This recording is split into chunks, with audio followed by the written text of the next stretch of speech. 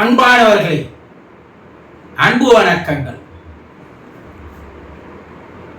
உனக்குள்ளே ஒரு சூட்சுமம் இருக்கிறது. எப்போது அதை நீங்கள் உணரப்போகிறீர்கள்? எங்களுக்குள்ள ஒரு சூட்சுமம் இருக்கா நீங்க கேட்கலாம். ஆமா, இருக்கு. சூட்சுமம்னா என்ன? கண்ணுக்கு தெரியாத ஒன்றுக்கு பெயர் சூட்சுமம்னு பேர். அரூபம்னு சொல்லுவாங்க. அது கண்ணால பார்க்க முடியாது, ஆனா அதை உணரத்தான் முடியும். காத்து கண்ணால பார்க்க முடியுமா? முடியாது, ஆனா அதை உணரத்தான் முடியும். அது போல உங்களுக்குள்ள ஒரு சூட்சுமம், ஒரு ரகசியம் இருக்கு. ஆனா அதை நீங்க இதுவரைக்கும் உணராத வாழ்ந்து வரீங்க பார். அதுதான் ஒரு பெரிய மடத்தனம்னு சொல்லலாம். என்னங்க? ஆமா, ஆதி காலம் முதல் கொண்டு வேத காலத்தில் ஆரம்பித்து ரிஷிகள், முனிவர்கள், யோகிகள் எல்லாரும் மனிதர்களை என்னன்னு கூப்பிட்டாங்க தெரியுமா? ஓ தெய்வீகமானவர்களே என்றுதான் அழைத்தார்கள். யார? மனிதர்கள் எல்லோரையும் தெய்வீகமானவர்கள் என அழைச்சாங்க. ஆனா அவங்க எவ்வளவு சொல்லியும் நம்ம தான் தெய்வீகமானவர்கள் என்பது புரியாதே இருக்கிறோம், தெரியாத இருக்கிறோம். அதை தெரிந்து கொள்வதில் ஆர்வமோ அக்கறையோ இல்லாத இருக்கிறோம். வேதங்கள் என்ன சொல்கிறது? வேத காலத்திலிருந்து மனிதனை தட்டி தட்டி எழுப்பி இருக்கிறார்கள். எழுந்திருப்பா, தூங்காத. தூங்கிய பிறவியை நீ கழித்து விடுகிறாய். அந்த தூக்கம் இல்லை, அறிவு தூக்கம். அறிவு தூங்கினேதான் இருக்குதே தவிர உனக்கு எழுந்துக்கவே மாட்டேங்குது. எழுந்துரு. என்ன எழுந்துரு? வேதம் நாலுமே 4 வார்த்தைகள்ல உங்களுக்குள்ள இருக்கிற சூட்சுமத்தை, ரகசியத்தை, மகத்துவத்தை, மகிமைய சொல்லியிருக்கு. என்ன சொல்லியிருக்கு வேதம்? பிரஞானம் பிரம்மம். எது சொல்லுது? ரிக்கு வேதம் சொல்லுது. என்ன? ஆன்மாதான், பிரம்மன் தான் இறைவன். உன் ஆன்மாவே இறைவன். பா, உனக்குள்ள இருக்குதே, நீ உயிர்னு சொல்றியே. ஆன்மா, ஆத்மா, ஆவி, ஜீவன், உயிர், எத்தனை பேர் வச்சு அழைக்கிற? அதுதான் இறைவன். அதை நல்லா புரிஞ்சிக்கோ. எது சொல்லுது? ரிக்வேதம் சொல்கிறது. அகம் பிரம்மாஸ்மி என்று எது சொல்லுது? யஜுர்வேதம் சொல்லுது.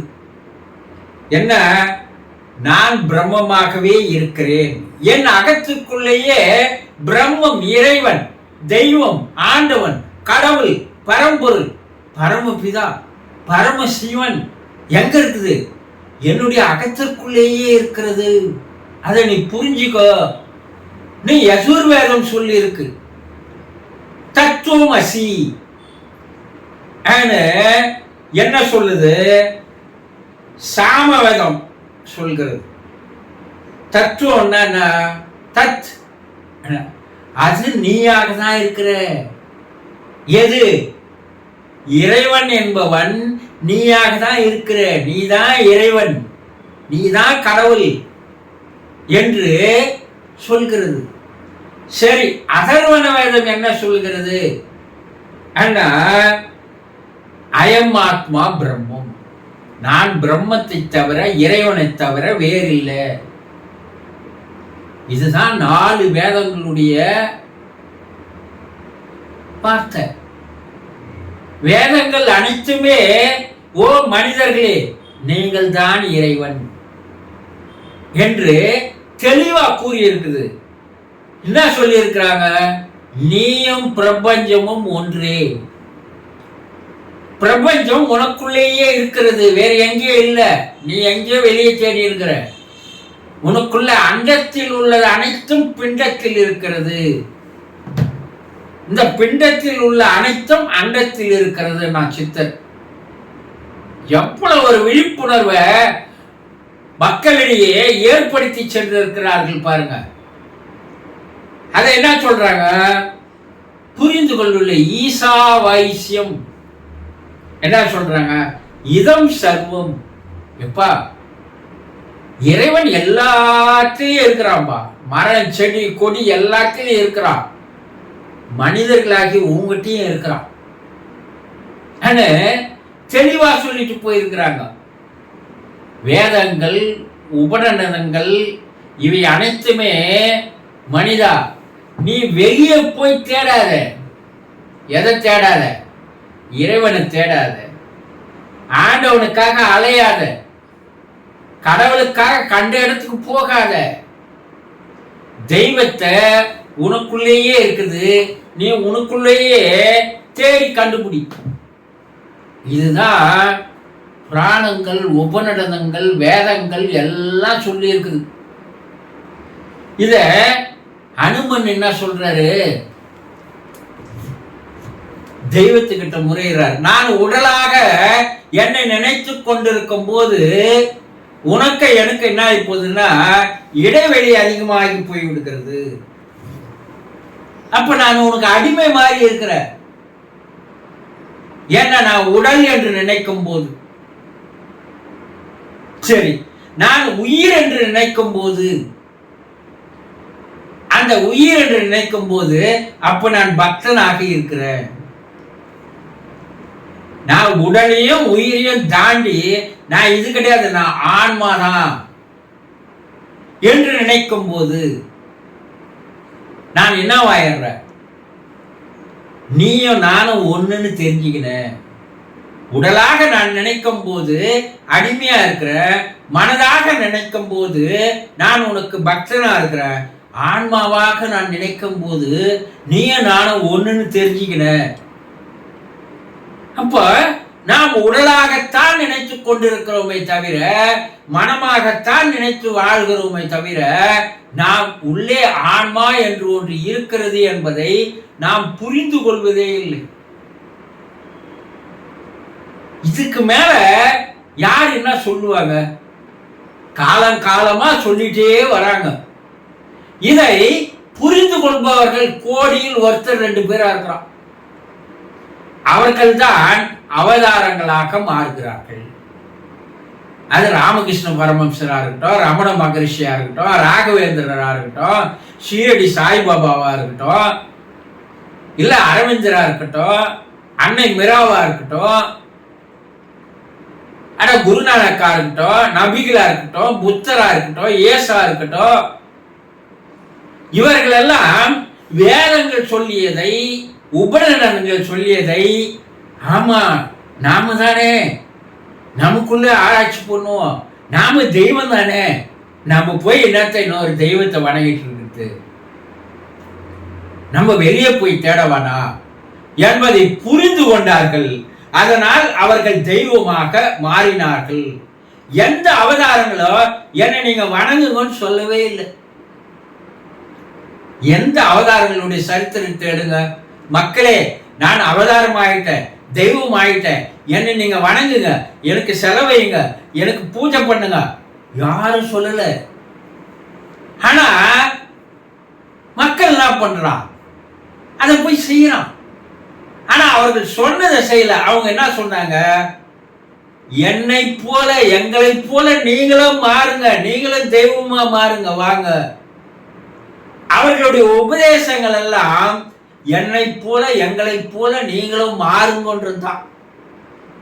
எதை சொன்னாங்களோ அதை காதல போட்டுக்களை விட்டுட்டான். ஆனா அவங்கள வணங்கிட்டா நமக்கு எல்லாம் கிடைச்சிட்டு இவன் ஓடுறான். என்ன இவனை என்ன சொல்றது? நம்ம கொஞ்சம் யோசனை பண்ணுங்க.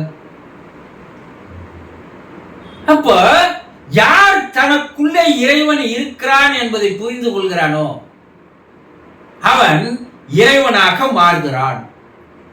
பிறப்பினுடைய நோக்கம் என்ன, லட்சியம் என்ன, தெய்வ வார்த்தை என்ன?